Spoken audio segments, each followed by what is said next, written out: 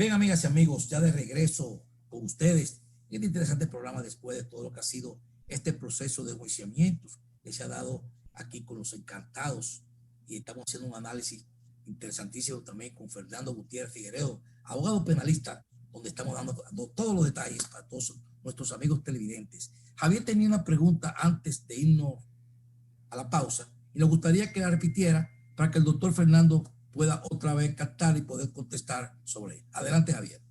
Fernando, la pregunta es, ¿la corrupción es un tema de el momento o es un tema para seguir y que sea un modo vivendi del dominicano? Mira, el tema de la corrupción se entiende que es un modus vivendi de los funcionarios de turno, pero es del pueblo. El pueblo dice, todo el que llega, llega a coger. Ahora bien, todo el que llegue a coger, que sepa que con un público independiente, como dije ahorita, un ministerio público que no esté secuestrado por fuerzas políticas va a tener consecuencias legales, y ya lo estamos viendo. Consecuencias legales. La corrupción no es ni debe ser permitida en ningún estado democrático, en ningún estado de derecho. La corrupción es algo que debe ser sancionado. ¿Por qué? Porque es el patrimonio. No se le está robando a una, no se le está robando a una persona. Se le está robando a todo un pueblo con los actos de corrupción. Y no estamos hablando de este caso, porque tenemos que saber una presunción de inocencia. Hay una investigación, hay unos elementos de prueba, hay unos planos fácticos, que como dijo el magistrado Vargas, si lo que el Ministerio Público me está presentando es verdad, entonces sí existe estafa en contra del Estado Dominicano. Ya eso lo va a determinar las pruebas acabadas que el Ministerio Público concluya y el elemento fáctico. Debemos de recordar a todos que el proceso penal es una combinación de relato fáctico de los hechos con los elementos de prueba. No es argumentar por argumentar, es una subsunción de los hechos con los elementos de prueba. O sea, estaríamos hablando de la verdad fáctica y la verdad jurídica en este caso. Bueno, cuando hablamos de relato fáctico, estamos hablando de los hechos. En una acusación debe de existir una relación circunstanciada de los hechos con la participación individualizada de cada uno de los imputados. Y los elementos de prueba deben de vincular a los imputados o a cada uno de los imputados con los hechos que se le imputan. Por ejemplo, doctor, el principio, cuando empezó el proceso de enjuiciamiento, yo de mi parte lo consideré como pobre en la forma que se presentó tanto el Ministerio Público con algunas situaciones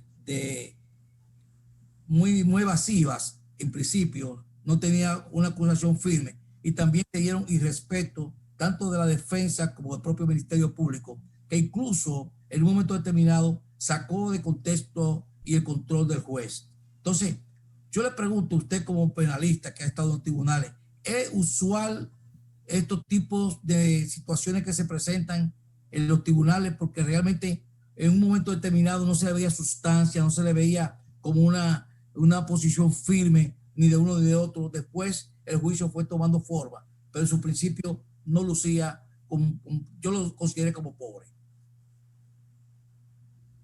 Mira, tú sabes que cada proceso es distinto y debemos de saber que una acción trae una reacción. Si tenemos a una parte que está incitando, una parte que está, quizás pudiéramos decir, faltando el respeto a otra parte, pues evidentemente que debe haber una reacción. Y la mayoría de esos casos recaen sobre los imputados que no conocen el derecho. En una ocasión, y así pueden verlo en el video, la magistrada Jenny se volteaba y acusaba a Fernando de la Rosa directamente y lo señalaba directamente. Él que conoce del derecho diría, pero o sea, ¿qué es lo que está pasando? Porque si venimos a debatir el derecho, vamos a debatir el derecho. Fíjense que igual cuando Fernando de la Rosa, un segundito Javier, para por favor, para terminar la idea. Cuando Fernando de la Rosa se para a dar su discurso, su defensa material, que es como se conoce el derecho, vamos a llamarlo por su nombre, defensa material. Él en una le dice, pero magistrado, dígale a la fiscal que se esté tranquilo. Y todo el que conoce a Jenny Berenice sabe que ella es así. Me está sacando de quicio. Te saca de contexto, te saca de contexto. Esas son técnicas de litigación penal. Esas son técnicas de litigación penal. Dime, Javier. Ahora, la pregunta es, para retomar la pausa, vamos a ir a pensar en la persecución política o en el mediatismo político o el mediatismo jurídico, como le quieren llamar algunos compañeros.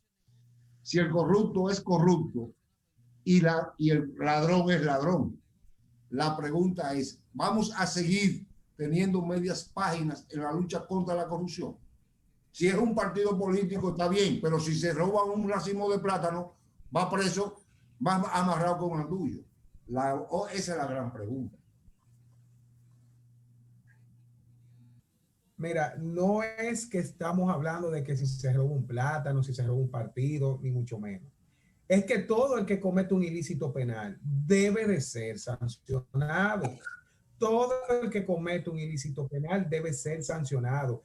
Y había una intervención de uno de los abogados que me parece que era de la barra de Alexis Medina, que nosotros decíamos que tenemos la culpa de que el Congreso todavía no ha pronunciado un código penal. Yo tengo ahí atrás un código penal, ley 550-2014. Desde el 2014 tenemos un código penal estancado en el Congreso por un tema del aborto. Eso se resuelve sencillo. Vamos a sacar el aborto del Código Penal, vamos a estudiarlo y si tenemos que crear una ley especial como la ley de tránsito, la ley de armas, como la ley de cheque, si tenemos que crear una ley especial con el aborto, vamos, pero la aprobación del Código Penal es urgente. Es de 1890 y pico, 1890 y pico el Código Penal. Exacto, o sea, un Código Penal totalmente obsoleto. Y me voy más allá, fíjense que nosotros en nuestro país tenemos el auge del feminicidio. En el Código Penal actual no existe el término feminicidio. No lo existe. No existe el testaferrato. No existe el autor intelectual. Existe un cómplice.